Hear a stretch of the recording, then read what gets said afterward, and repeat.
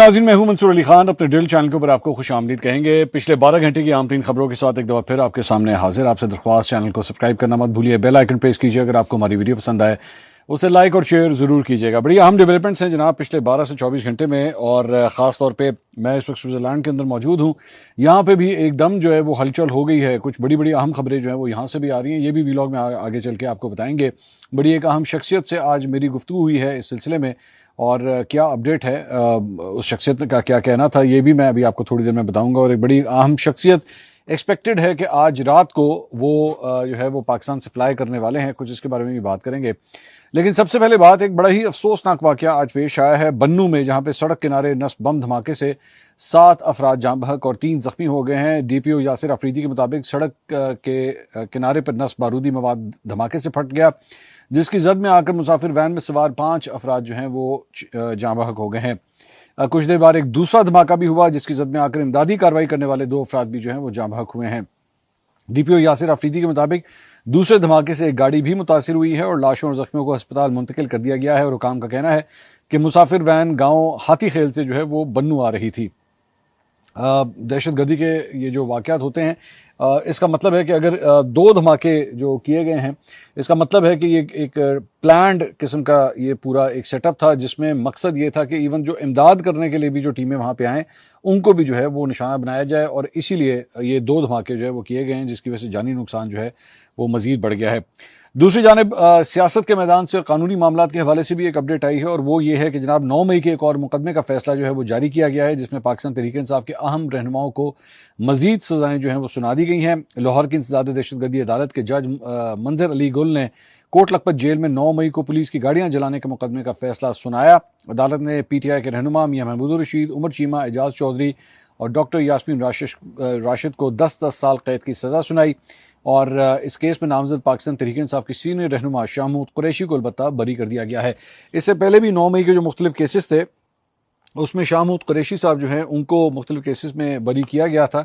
और इसकी सबसे बड़ी वजह ये बताई जाती है कि वो उस वक्त लाहौर के अंदर मौजूद ही नहीं थे। उस वक्त उनकी अहलिया जो है वो बीमार थी, तो उस सिलसिले में कराची में वहाँ पर मौजूद थे। लेकिन इसके बावजूद उनको मुख्तलिफ केसेस में नामजद किया गया, और उसके बाद बड़ी देर से जो है वो कैद काट रहे हैं। इसके अलावा इसका ये जो पर्टिकुलर मुकदमा है, 18 जून को इस मुकदमे का फैसला जो है वो महफूज हुआ था, और 11 मई 2023 को थाना मुगलपुरा में ये मुकदमा दर्ज हुआ था। जमान पाक के करीब जो है पुलिस की गाड़ी जलाई गई थी, और धर्मपुरा पुल के ऊपर पहले जो है वो ये बताया गया था नामालूम अफराद की जानिब से जो है वो इस गाड़ी को आग लगाई गई। इस मुकदमे में कोट लखपत में कैद तहरीक-ए-इंसाफ की पूरी जो क़यादत वहाँ पे इस वक्त मौजूद है, उनको इसमें नामजद किया गया था। कुल 22 लोगों का इसमें ट्रायल हुआ। डॉक्टर यास्मीन राशिद समेत 22 मुल्ज़मान के खिलाफ चालान जमा करवाया गया। 27 गवाहान के बयानात के ऊपर जो है वो जरा हुई थी, और दौरान ट्रायल 2 मुल्ज़मान को जो है वो इश्तिहारी भी करार दिया गया था, और मुल्ज़िम अरबाज जमान और इलाही बख्श को जो है इसमें इश्तिहारी करार दिया गया था। आज़ाद कश्मीर के हवाले से आपको अपडेट दें तो वहाँ पे रावलाकोट के बाहर धरना जारी है, जबकि रावलाकोट शहर के अंदर कर्फ्यू की सूरत हाल है। मुजफ्फराबाद में भी हड़ताल की सूरत हाल है। पलंदरी के रिपोर्टर के मुताबिक पलंदरी में मार्केट खुली हुई है। सुबह के वक्त एहतजाज में लोग कम और शाम में तादाद ज़्यादा होती है। कहूटा की साइड से पंजाब ने अशिया खुरनोश और मेडिसिन की तरसील जो है वो बंद की हुई है, और कोई चीज़ आज़ाद कश्मीर नहीं आने दी जा रही, और गज़ा और मेडिसिन का मसला भी जो है अब वहाँ पे आ रहा है। ये सिलसिला जो आज से चंद हफ्ते पहले शुरू हुआ था, हमने उसी वक्त आपको आइडेंटिफाई किया था कि सबसे बड़ी प्रॉब्लम जो है वो ये हो सकती है कि सप्लाई लाइन अगर कट गई, सप्लाईज जो है वो चीज़ों की आना अगर बंद हो गई, तो लोग जो हैं उनको काफ़ी डिफ़िकल्टीज होना शुरू हो जाएंगी, और अल्टीमेटली वही ये बताया जा रहा है कि उनको डिफ़िकल्टीज जो हैं वो काफ़ी ज़्यादा होना शुरू हो गई हैं।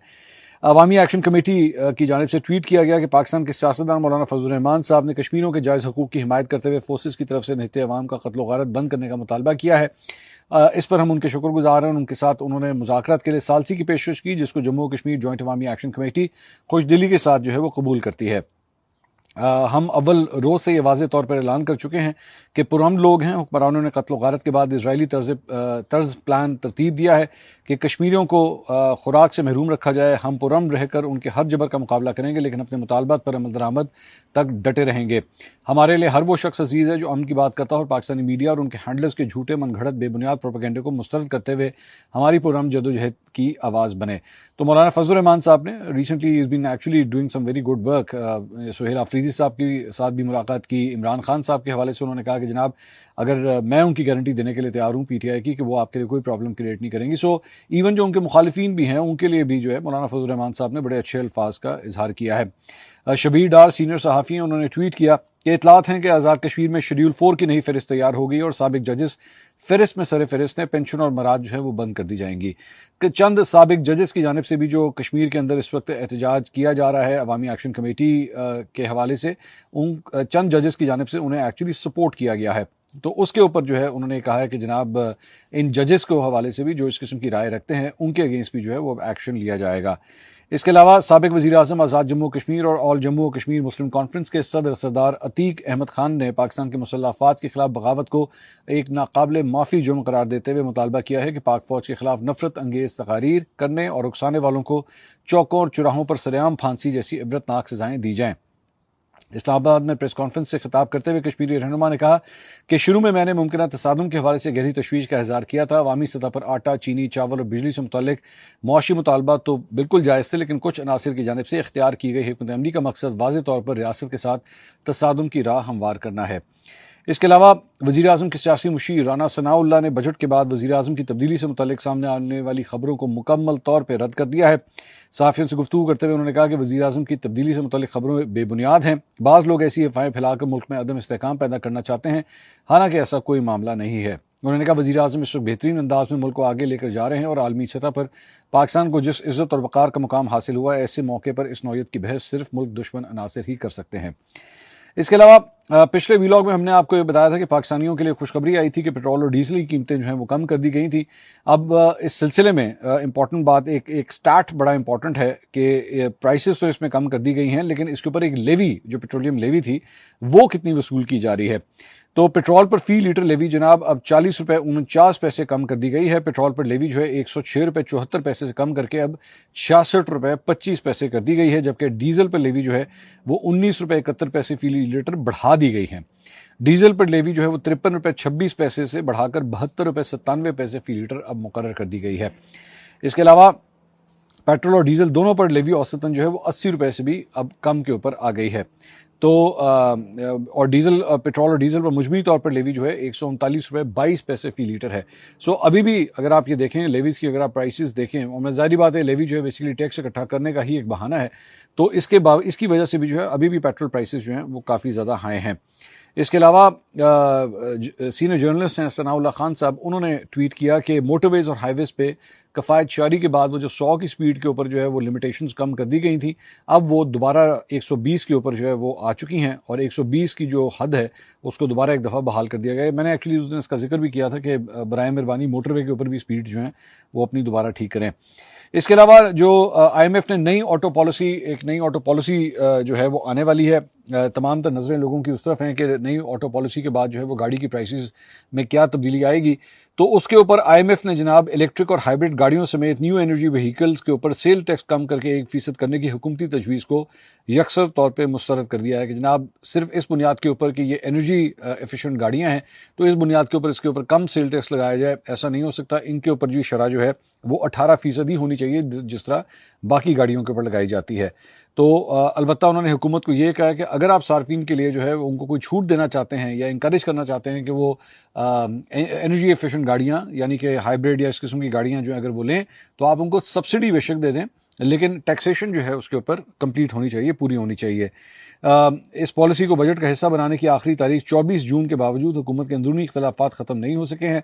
वजारत सनत और वजारत तजारत के माबैन इम्पोर्ट ड्यूटीज़ की हद और टेरिफ पॉलिसी पर शदीद तनाज़ा जो है फिलहाल चल रहा है, जिसकी वजह से इसाकदार की ज़ेर सदारत होने वाले आला सतह के इजलास भी अभी तक बेनतीजा रहे हैं और पॉलिसी का हतमी मुसवदा तैयार नहीं हो सका है। इसके अलावा एक और मुतनाज़ा काम जिसकी वजह से पिछले 2-3 दिन से जो है वो गवर्नमेंट बड़ी अंडर प्रेशर आई हुई है, और वो है एक टेलीकॉम सेक्टर के हवाले से एक मुतनाज़ा बिल जिसके ऊपर जो है वो मौजूद बहस बना रहा। ये बिल कौमी असम्बली से पास हो चुका है, जिसके तहत टेलीकॉम कंपनीज मुल्क में जहाँ चाहें और अपने टावर्स किसी भी जगह लगा सकती हैं, जबकि ज़मीन फराहम ना करने पर 5 करोड़ रुपए तक का जुर्माना जो है वो आयद किया जा सकता है। जुमेरात को IT के वजीर ने शज़ा ख्वाजा, उन्होंने शाहज़ेब खानज़ादा के प्रोग्राम में इस हवाले से तसल्ली बख्श जवाब जो है वो नहीं दे सकी थी। बिल ये पास कैसे हुआ, इसमें 5 करोड़ रुपए की यकतरफा शिक कैसे शामिल की गई, क्या वज़रा और अरकान कौमी असम्बली ने बिल पढ़े बगैर मंजूरी दी। अब इस बिल को लेकर मीडिया के ऊपर जो है फिलहाल काफ़ी शोर हो रहा है। मामला जो है वो उसके ऊपर ज़ाहिरी बात है, इसमें यह कहा जा रहा है कि जनाब ये कौन सा तरीका है कि टेलीकॉम कंपनीज़ को जो है वो इतना ज़्यादा आप लेवरेज दे दें, इतना ज़्यादा इख्तियार दे दें कि वो अपनी मर्जी से जो है जब कहें कि जनाब हमने फ़लाँ जगह के ऊपर जो है वो टावर लगाना है तो हम लगा सकें। ये आप किस तरह किसी के प्राइवेट लैंड के ऊपर जो है इस तरह टेलीकॉम कंपनियों को जो है वो इतनी इजारादारी कायम करने की इजाज़त दे सकते हैं। सीनियर जर्नलिस्ट हैं रऊफ क्लास्ट्रा साहब, उन्होंने ट्वीट किया कि अब तक इस ईस्ट इंडिया कंपनी टाइप कानून के असल आर्किटेक्ट का नाम और किरदार छुपा हुआ है, जिसने टेलीकॉम ड्रैकोनियन बिल तैयार कराया, काबीना में लेके गया और मंजूर भी कराया।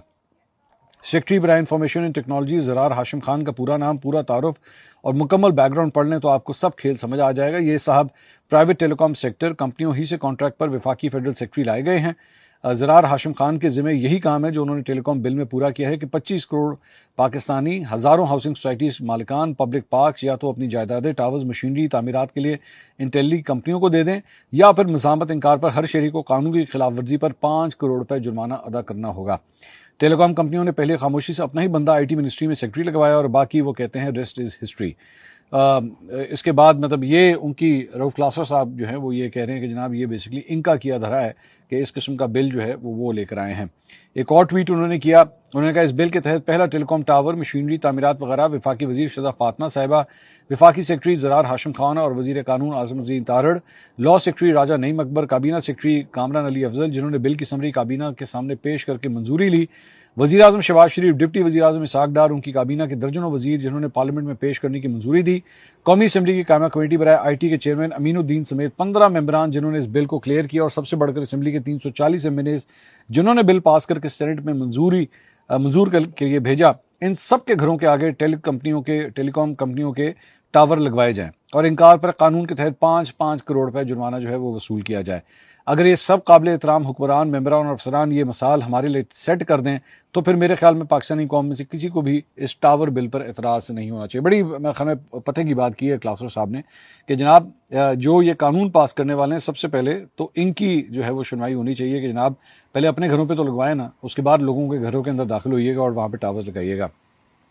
इसके अलावा एक पंजाब असम्बली के अंदर एक बड़ी पंजाब असम्बली से बड़े बड़े अजीब किस्म की खबरें जो है वो आती हैं।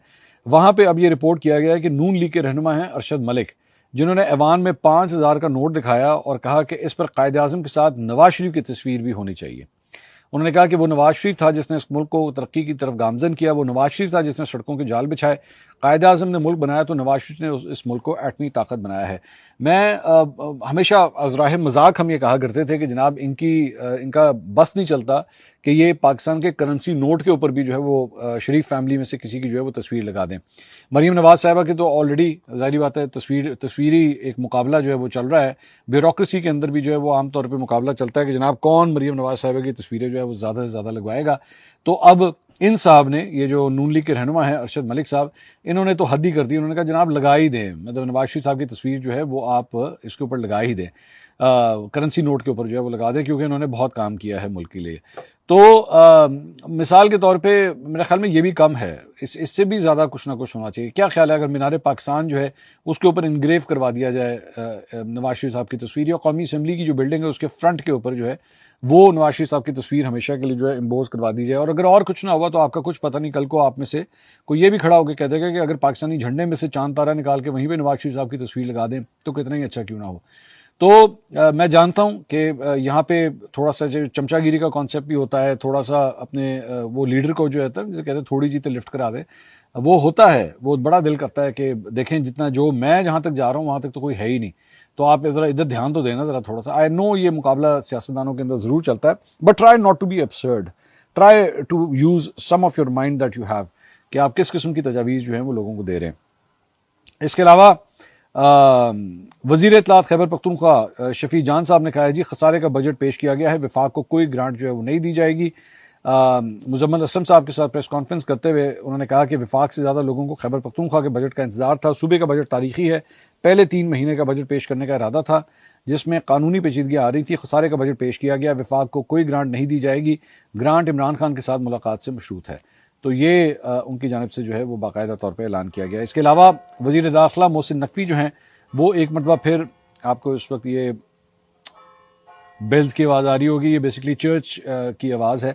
मैं स्विट्ज़रलैंड के अंदर मौजूद हूँ, यहाँ पे चर्चेज़ जो हैं काफ़ी बड़ी तादाद में, तो इनकी बेल्स जो हैं वो बजती हैं हर चंद मतलब घंटों के बाद। तो ये बेसिकली उसकी आवाज़ थी। अच्छा जी, इसके अलावा वज़ीर दाखिला मोहसिन नकवी जो हैं वो एक दफ़ा फिर ईरान पहुँच चुके हैं। वहाँ पे मशहद पहुँचे, ईरानी क़यादत से जो है उन्होंने मुलाकात की है। ज़राए का कहना है कि मोहसिन नकवी इस्लामाबाद MOU पर मुबारकबाद और अगले मरहले से मुतल्लिक़ ख़ुसूसी बातचीत जो है वो कर रहे हैं। और साथ ही साथ मैं, जिस तरह आपको बताया, मैं खुद स्विट्ज़रलैंड के अंदर मौजूद हूँ और यहाँ पर अब ये खबरें हैं कि कोई बड़ी डेवलपमेंट जो है अगले 24 घंटे के अंदर हो सकती है। और पाकिस्तान से एक अहम शख्सियत जो है, मतलब मुझे ये नहीं पता अहम शख्सियत कौन है, हो सकता है फील्ड मार्शल आसिम मुनीर ही हो शायद, कि वो या फिर prime minister, I don't know, इनमें से कोई जो है वो शायद स्विट्ज़रलैंड आ सकता है। तो हम लोग जो है वो तकरीबन 9-10 जर्नलिस्ट थे जो यहाँ पे आए हुए थे, उनमें से बेशतर जो है अब वापस जा चुके हैं। सिर्फ मेरे ख्याल में 2 या 3 ही अब यहाँ पे इस वक्त स्विट्ज़रलैंड के अंदर मौजूद हैं। लेकिन हमें जो सीनियर पाकिस्तानी हुकाम है उनकी जानिब से कहा गया कि जी फ़िलहाल आप स्विट्ज़रलैंड मत छोड़ के जाइएगा, आप वहीं पे रहिए, क्योंकि बड़ी डेवलपमेंट्स अगले 24 से 48 घंटे में जो है वो होने जा रही हैं और हो सकता है कि कोई आला शख्सियत जो है वो पाकिस्तान से स्विट्ज़रलैंड यहाँ पे आए। अब वो कौन है, ज़ाहिर बात आई डोंट नो वो कौन है, लेकिन हो सकता है कि जब तक आप ये वीलॉग देखें तब तक वो नाम जो है वो सामने आ जाए।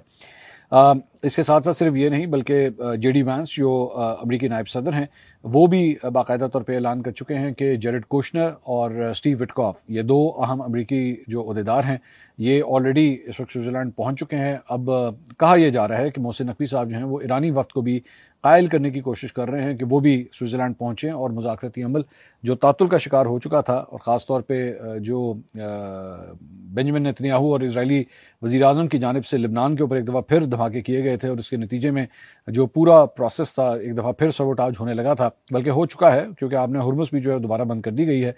तो उसे दोबारा रीएक्टिवेट करने के लिए जो है मोहसिन नकवी साहब इस वक्त भरपूर कोशिशें कर रहे हैं। और हो सकता है कि अगर फील्ड मार्शल आसिम मुनीर का नाम आता है तो हो सकता है मोहसिन नकवी साहब भी शायद स्विट्ज़रलैंड आए, लेकिन आई डोंट नो, मतलब ये गेस्ट वर्क ही है सिर्फ। सो ये सिलसिला जारी है। अब हमें भी ये समझ नहीं आ रही कि हम पाकिस्तान में रहें या पाकिस्तान से जो है वो स्विट्ज़रलैंड में रहें या स्विट्ज़रलैंड से जो है वो वापसी का सफ़र जो है पाकिस्तान के लिए दोबारा शुरू करें।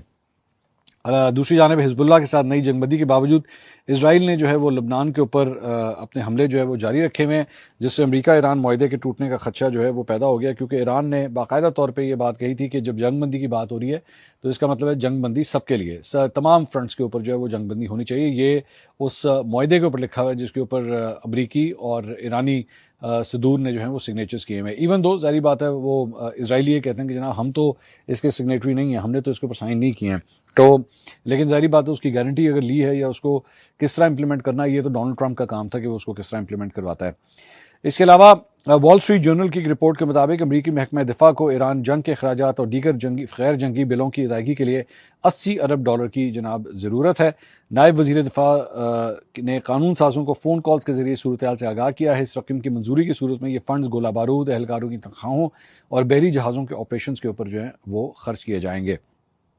इसके अलावा डोनाल्ड ट्रंप का जनाब खसूसी त्यारा एयरफोर्स 1 35 साल सर्विस पूरी करने के बाद जो है वो अब रिटायर कर दिया गया है। कतर की जानिब से अमरीकी सदर को तोहफे में दिया गया $40 करोड़ मालियत का बोइंग तैयारा नया बोइंग एयरफोर्स 1 जो है वो अब कहलाएगा। सो ये गिफ्ट किया गया है बेसिकली कतर की जानिब से डोनाल्ड ट्रंप को। 35 साल तक एक ही जहाज़ जिसमें मुख्तलिफ सदूर जो है वो सफ़र करते रहे वो इस्तेमाल किया जाता था, लेकिन अब कतर की जानिब से जब से ये नया गिफ्ट आया है तो अब ये अमरीकी सदर के लिए जो है वो इस्तेमाल किया जाएगा। इसके अलावा एक एंकर ने जनाब माफ़ी मांग ली है ऑन एयर झूठी खबर देने के ऊपर, और वो है जनाब अर्जेंटीना की एक टेलीविज़न प्रेजेंटर जिसने लियोनेल मेसी जो फुटबॉल की दुनिया के बेताज बादशाह हैं उनके हवाले से एक झूठी खबर जो है वो शाया जारी की थी। और बेसिकली उन्होंने खबर एक दे दी थी टीवी के ऊपर कि मेसी के वालिद जो हैं उनका इंतकाल हो गया है। मतलब आप जानते हैं कि इस वक्त वर्ल्ड कप जारी है और अर्जेंटीना एक्चुअली बड़ा अच्छा परफॉर्म कर रहा है। मेसी ने जो है वो वर्ल्ड कप में अंदर हैट्रिक स्कोर की है और बड़ी ज़बरदस्त परफॉर्मेंस है उनकी। और मेसी जो है वो सबसे ओल्डेस्ट हैट्रिक स्कोर करने वाले वर्ल्ड कप के अंदर प्लेयर भी बन गए हैं। तो उनके हवाले से अर्जेंटीना के ही चैनल के ऊपर एक एंकर ने जो है वो झूठी खबर दे दी कि जनाब उनके वालिद साहब का इंतकाल हो गया है। तो बाद में टर्न आउट कि नहीं, वो खबर जो है वो बेसिकली फेक थी। इवन दो ये बताया गया कि मेसी के जो फादर हैं वो अलील हैं, वो ज़्यादा उनकी अच्छी तबीयत नहीं है, लेकिन वो हयात हैं। लेकिन इस मौके पे जब मेसी जो है वो एक वर्ल्ड कप मैच खेल रहे हैं तो उनके वालिद के बारे में इस किस्म की जो है वो झूठी खबर दे देना, ऑब्वियसली इसके ऊपर प्लेयर के ऊपर भी बहुत ज़्यादा इससे फ़र्क पड़ता है। तो बाद में जब ये पता लगा कि जनाब ये खबर जो है बेसिकली फ़ेक थी, तो उन एंकर पर्सन ने जो है वो बाकायदा तौर पर माफ़ी मांगी है इस फेक न्यूज़ के ऊपर। तो अब तक के लिए इतना ही। अगली वीडियो में आपसे दोबारा मुलाकात होगी। अल्लाह हाफ़िज़।